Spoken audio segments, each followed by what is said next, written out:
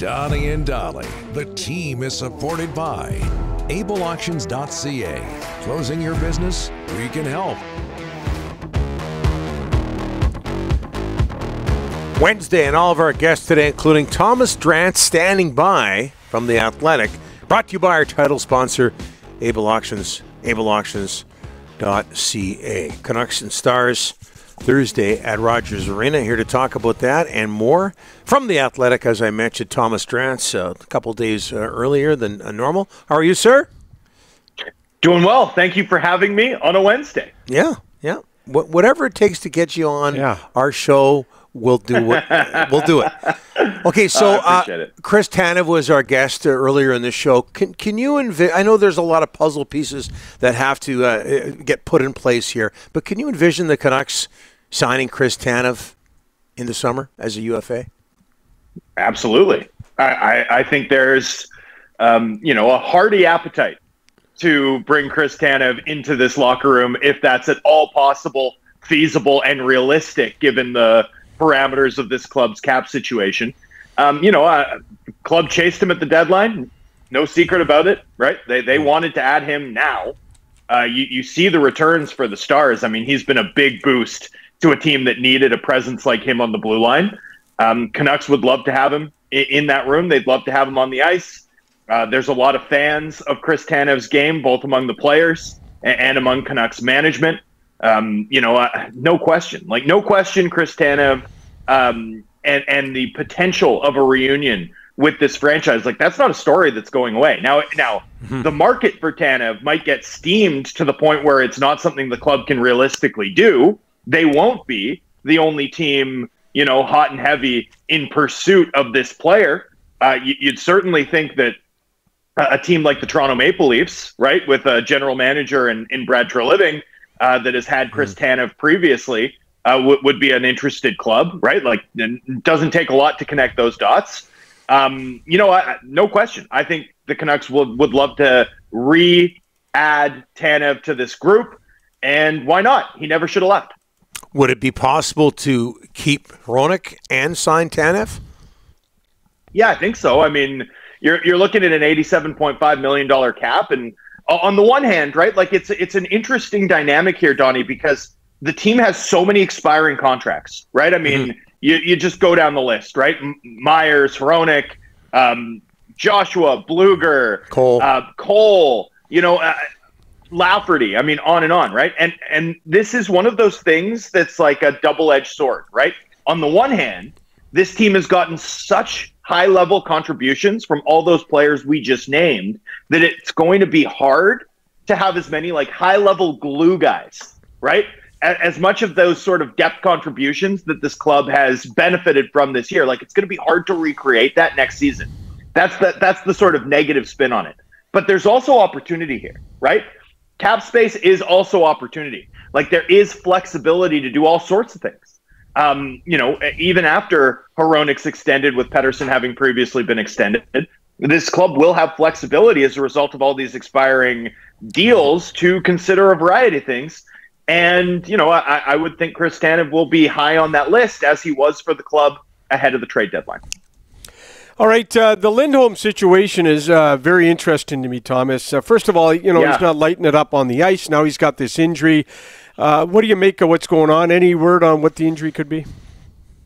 I don't know a ton more than everybody else. I think the injury clearly introduces a ton of uncertainty into Vancouver's forward group. Yeah. You think about it. I mean, depth is something that this team has had, right? Performances like what this club's received from Podkolzin, right, adds to it.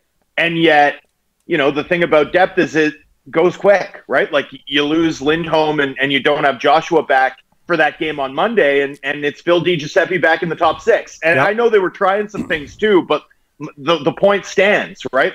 Depth gets eaten into very quickly at this time of year. It's why injuries and player health plays such a huge factor in determining which teams succeed and which teams don't come the Stanley Cup playoffs. Certainly we don't have a good sense of exactly what's going on. Rick Tockett's commentary has seemed a bit cryptic on the matter.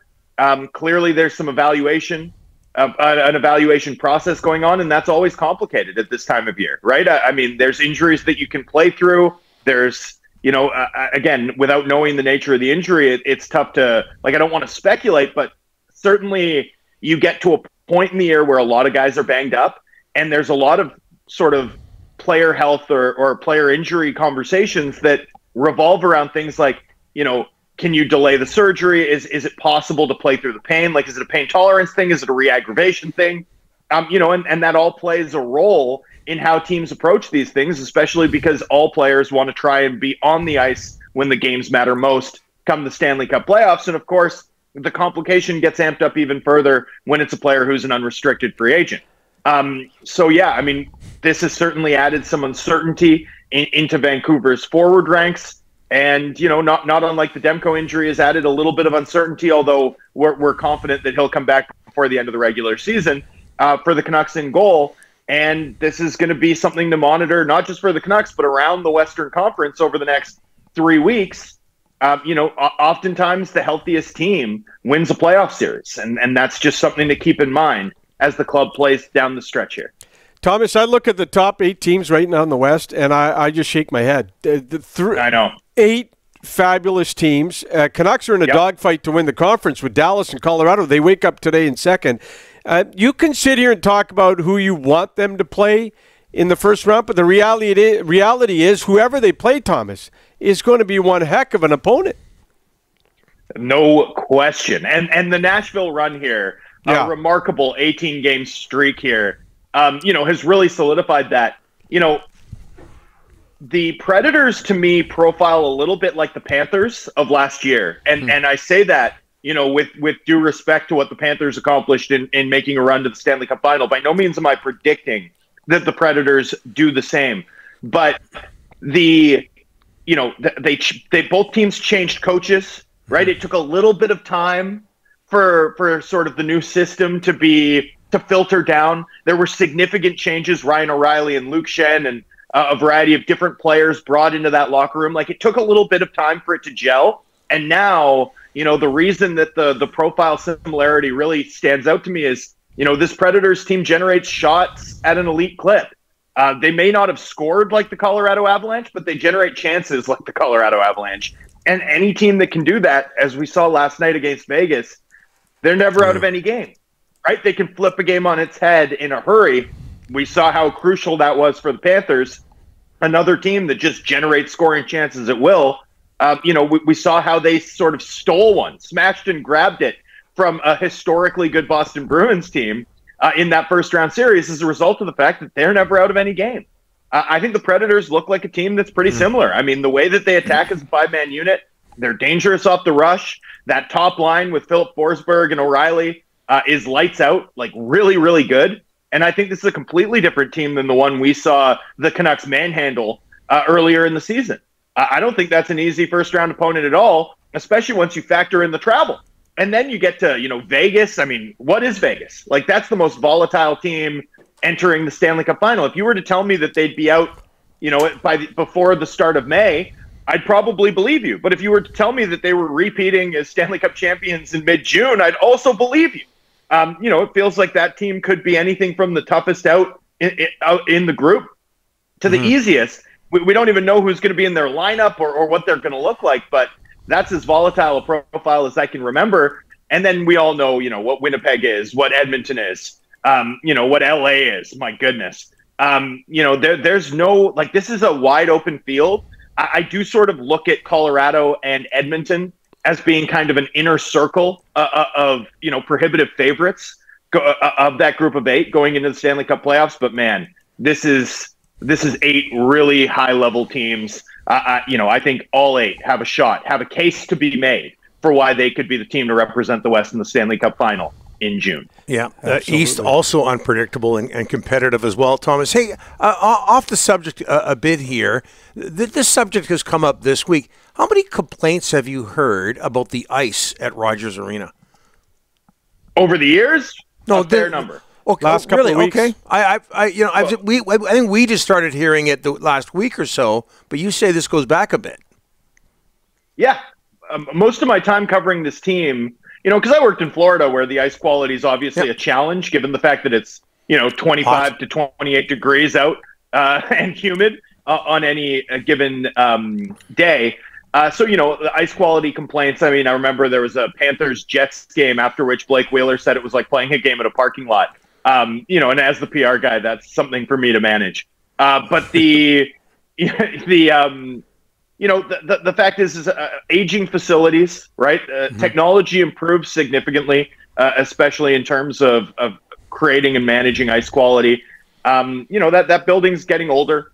And, my understanding for a number of years has been that the ice quality was relatively poor in comparison with the rest of the league, and sort of trending downward. And that in particular, the ice quality can get a little soft on days when it's, wet outside, when there's a lot of moisture in the atmosphere. And of course, that's pretty often in this city. So, yeah, I mean, this is part and parcel. Like, we live in a world now where the functional lifespan of a hockey arena is generally considered to be about 25 years. Well, that building opened in 96. I mean, that's almost 30 years ago now. And we see the club just announced significant, cap expenditure projects to upgrade the arena. That's going to be a mainstay sort of thing for this organization to manage going forward, provided that they remain in that building. It's old, like it's an old building, and there's challenges that come with that. And I sort of see the ice quality issue as being a real one and being part and parcel with, the rest of those challenges.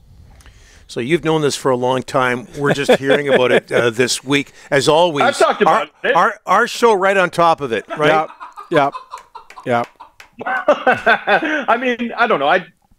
I sometimes go into the room and without your recorder up, just ask a guy like, "Hey, how was the ice today?" Because you see a guy slip or whatever, and dating back to 2019, I'd often hear things like, "Yeah, it wasn't great, but we're used to it. We have some of the worst ice in the league." So that's been a common refrain from Canucks players for years. Bad ice for both teams, not an excuse for the Canucks.